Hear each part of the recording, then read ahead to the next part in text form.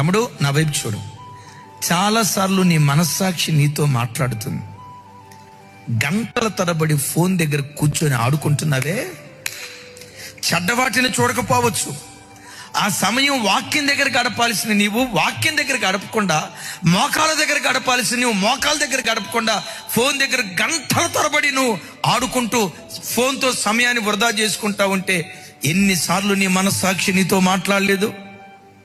ఎన్నిసార్లు నీ మనస్సాక్షి నిన్ను గద్దించలేదు? ఎన్నిసార్లు నీ మనస్సాక్షి నీ మీద నేరారోపణ చేయలేదు? ఇన్నిసార్లు గద్దించిన కొన్నిసార్లు నువ్వేం చేసావో తెలుసా? త్రోసివేసావు. అలా త్రోసివేస్తే ఏం జరిగిద్దో తెలుసా?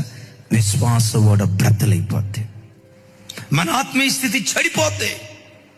దానికి మించి ఒంటిలో వణుకు పుట్టించే మాట ఏంటో తెలుసా?